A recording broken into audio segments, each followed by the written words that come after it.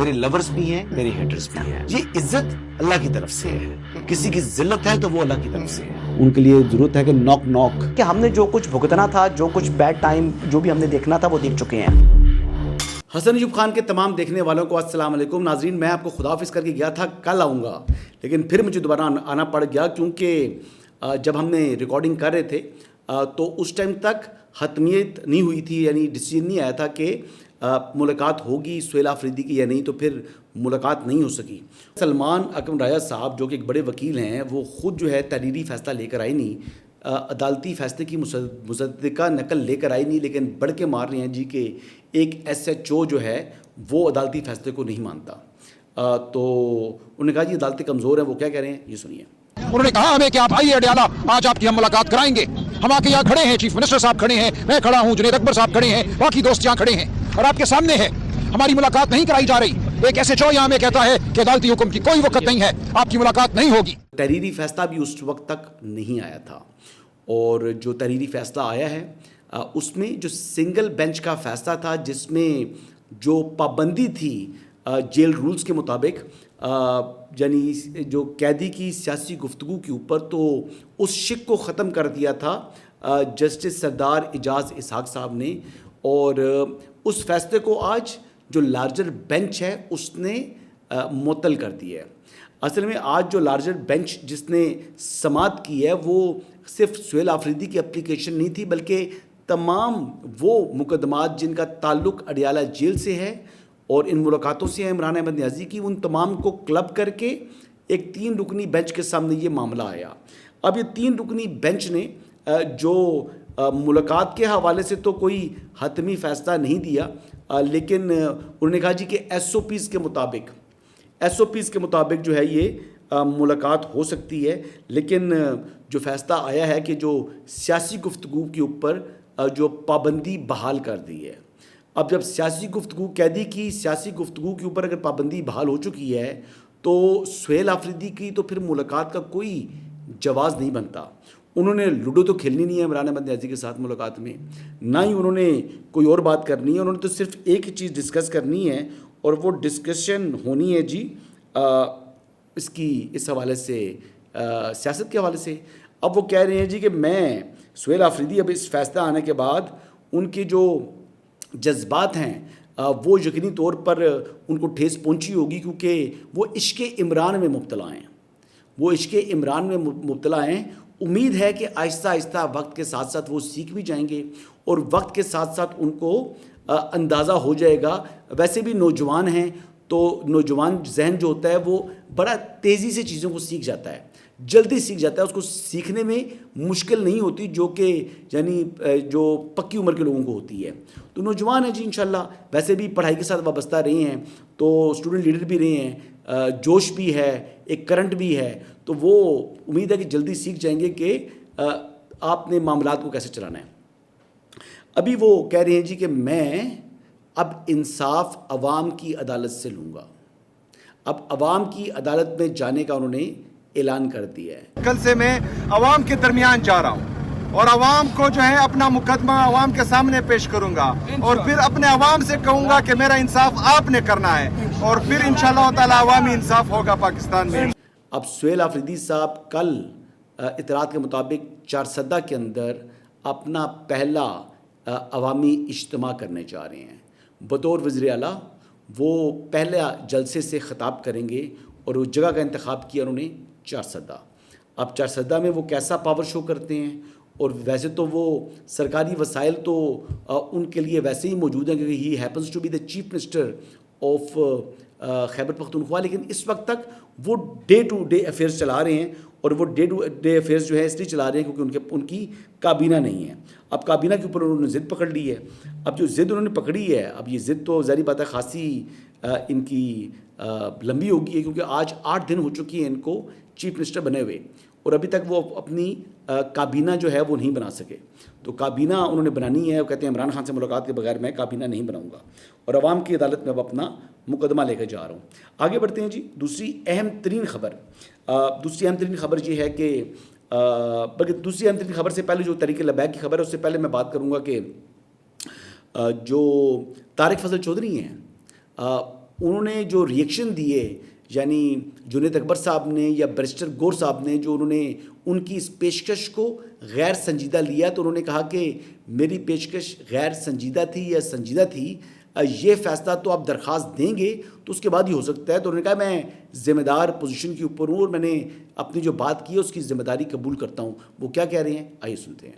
دیکھیے، اگر یہ کہا گیا ہے میری طرف سے کہ اگر پاکستان تحریک انصاف تحریری درخواست دیتی ہے عمران خان کی بنی گالہ منتقلی کے حوالے سے تو میں نے ذمہ داری سے یہ بات کی ہے، اور جو یہ بات کہہ رہے ہیں کہ یہ سیریس آفر ہے نان سیریس آفر ہے، آپ تحریری درخواست دیں، آپ کو انشاءاللہ تعالیٰ اس آفر کی سنجیدگی کا پتہ چل جائے گا. اب یہ دیکھ لیں جی، وفاقی وزیر برائے پارلیمانی امور ہیں ڈاکٹر طارق فضل چودھری صاحب، اسلام آباد سے ان کا تعلق ہے، اور ویسے بھی جو اپارا ہے وہ ان کے حلقے کے اندر آتا ہے. تو بہرحال جی آگے بڑھتے ہیں. اگلی خبر یہ ہے جی کہ ٹی ایل پی کے اوپر وفاقی کابینہ نے پابندی کی منظوری دے دی ہے. اور یہ کیوں دی ہے؟ یہ پنجاب حکومت کی جانب سے اس ٹی ایل پی کے اوپر پابندی لگانے کی سفارش بھیجی گئی تھی وفاقی کابینہ کو. اور اس حوالے سے آج جب وفاقی کابینہ کا اجلاس ہوا تو اس میں وزارت داخلہ نے ٹی ایل پی سے جو متعلق وجوہات ہیں پنجاب حکومت نے سفارش کی ہے ان پر وفاقی کابینہ کو جو ہے بریفنگ دی ہے. اور یہ اطلاعات یہی ہیں جی کہ متفقہ طور کے اوپر یہ منظوری ہوئی ہے، اور اس میں بتایا گیا جو بریفنگ دی گئی ہے کہ وہ کہتی ہے جی کہ ٹی ایل پی نے ریاست کی ریٹ کو چیلنج کیا، انتشار پھیلایا، پرتشدد واقعات کیے، گولی چلائی، پولیس والوں کو زخمی کیا، جلاؤ گھیراؤ کیا، نجی املاک کو نقصان پہنچایا اور فرقہ واریت کو فروغ دیا. اب یہ اتنی ہیوی چیز ہے. تو اب اس کے بعد جب اب سفارش جو ہے وہ پنجاب حکومت کی تھی اور جنہوں نے اپنے ایویڈنس بھی انیکس کیے تھے اپنی سمری کے ساتھ جو کہ سورسز بتا رہے ہیں، اب گاڈ نو سورس بتا رہا ہے سچ ہے جھوٹ ہے، لیکن یہ مجھے پتا ہے کہ وہ انہوں نے بتایا کہ ہم نے اپنے جو سفارشات ہیں اور سفارش ہے اس کے ساتھ اپنے سپورٹنگ ایویڈنس بھی پرووائڈ کی ہے. ظاہر بات ہے بینک اکاؤنٹس کے حوالے سے عظمہ بخاری صاحبہ کی آپ باتیں تو سن ہی رہی ہیں. تو اب یہ معاملہ کیا ہوگا؟ اب آرٹیکل 17 کے تحت ہی جس طرح کسی جماعت کو کسی کو شہری کو جماعت بنانے کا حق حاصل ہے تو ریاست کو بھی یہ حق حاصل ہوتا ہے کہ جب کوئی اس قسم کے واقعات میں ملوث ہو تو اس کے اوپر پابندی عائد کر سکے یا اس کو کالعدم قرار دیا جا سکے یا اس کو جو ہے وہ ختم کیا جا سکے. تو اس حوالے سے اب جو معاملہ ہے یہ پہلے تو وزارت داخلہ ایک ریفرنس بھی بھجوائے گی الیکشن کمیشن کو، اور پھر ایک ریفرنس جائے گا جی جو سپریم کورٹ پاکستان میں فیڈرل گورنمنٹ کی طرف سے. اب جو ریفرنس ہوتا ہے فیڈرل گورنمنٹ جب وہ ریفرنس بھیجتی ہے تو وہ ریفرنس کے اوپر سپریم کورٹ میں سماعت ہونی ہے، اوپن کورٹ میں ہونی ہے، اور وہاں پر تحریک لبیک پاکستان کو اپنے دفاع کا مکمل حق حاصل ہوگا. وہاں پر ان کے اوپن کورٹ میں یہ ریفرنس کی سماعت ہوتی ہے جی. اور یہ پروسیس جو انیشیٹ ہو گیا ہے اس کے لیے وفاقی کابینہ نے کہہ بھی دی ہے کہ وزارت داخلہ اس پروسیس کو انیشیٹ کرے. تو اب آگے سے جو معاملہ آگے بڑھے گا اس میں سپریم کورٹ کے اندر ہی اس کی سماعت ہونی ہے جہاں پر حق دفاع حاصل ہوگا ٹی ایل پی کو. ٹی ایل پی اگر وہاں پر ثابت کر سکتی ہے تو یہ پابندی کا جو وفاقی کابینہ کی منظوری ہے یا پنجاب حکومت کی سفارش ہے، یہ فیصلے جو ہے وہ کالعدم قرار دیے جا سکتے ہیں. لیکن اگر نہ کر سکے تو پھر یہ فیصلہ برقرار رہے گا اور پھر بلکہ انڈورسمنٹ آ جائے گی سپریم کورٹ پاکستان کی طرف سے، تو پھر یہ پابندی پھر کہتے ہیں پکی ہو جائے گی. تو اس ٹائم تک جو ہے نا یہ تو ٹوٹل 15 دن کا پروسیجر ہوتا ہے، اور یہ پروسیس جو ہے وہ سٹارٹ ہو چکا ہے. یہ 15 دن کا پروسیس ہے، یہ پروسیس سٹارٹ ہو چکا ہے. آپ دیکھتے ہیں جی کہ یہ کس دن کمپلیٹ ہوتے ہیں 15 دن. آگے بڑھتے ہیں جی. اور بڑی افسوسناک خبر، بڑی ہی جو ہے وہ تکلیف ہوئی ہے یہ خبر دیکھ کر کہ اسلام آباد پولیس کے جو ایس پی تھے I9، ان کا نام عدیل اکبر ہے جی، انہوں نے خودکشی کر لی ہے. اور بڑے پرومسنگ آفیسر تھے، بڑے ینگ انرجیٹک آفیسر تھے. اس سے پہلے انہوں نے کوئٹہ میں سرو کیا اور کوئٹہ سے بھی ان سے متعلق بڑی تعریف سننے کو ملی. اسلام آباد کے جو آئی جی صاحب ہیں انہوں نے بھی متعدد بار ان کو بڑا پرومسنگ آفیسر قرار دیا، ان کو بڑا ڈسپلن آفیسر قرار دیا، اور آج he was on duty in uniform. 2 مرتبہ بتایا جاتا ہے جی کہ یہ ڈیفر ہوئے ہیں. پروموشن کے حوالے سے. لیکن میں نہیں کہہ رہا کہ عدیل صاحب کا جو ہے, عدیل اکبر صاحب کا جو ایشو ہے وہ پروموشن کا ہی تھا. 2 مرتبہ ڈیفر ہوئے ہیں. یہ اتنی بڑی بات نہیں ہے جس پہ بندہ سوسائڈ کمٹ کر لے. یہ بات نہیں ہے, یہ تو ایک تھاٹ پروسیس ہے, بندہ بار بار سوچتا ہوتا ہے, اس پر ایسا کوئی چیز ہوتی ہے. تو پھر یہ واقعہ کیوں ہوا, اتنی یعنی ایکسٹریم پوزیشن کے اوپر وہ کیوں گئے اور ان کو اپنی جان جو ہے وہ اپنی لے لی. اور یہ بھی بتایا جا رہا ہے کہ مطلب ان کا ایسا کوئی چیز نظر نہیں آ رہی تھی, کوئی ایسا کوئی ڈپریشن کوئی ہوتا ہے نا کسی شخص کے اوپر, بندہ کسی کیفیت میں چلا جاتا ہے یا ڈپس پہ چلا جاتا ہے, یا زندگی کے اندر کیا چل رہا تھا یہ تو اللہ بہتر جانتا ہے. لیکن میں تو یہی کہوں گا کہ اگر کوئی ایسی ویسی بات ہے تو اللہ تعالیٰ ان کا پردہ قائم رکھے.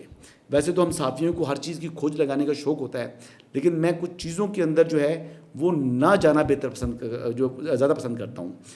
جو پروموشن کا معاملہ ہے, آج کل جو پولیس افسران کی پروموشن ہوتی ہے, وہاں پر ڈی ایم جی جو ہے وہ اس معاملے کو سب جو ہے وہ رول کر رہے ہیں, اور یہاں پر پولیس سروس والے جو ہے نا وہ کھڑے لائن لگے ہوئے ہیں, اور ڈی ایم جی کی جو ہے نا وہ حاکمیت چل رہی ہے ایک قسم کی.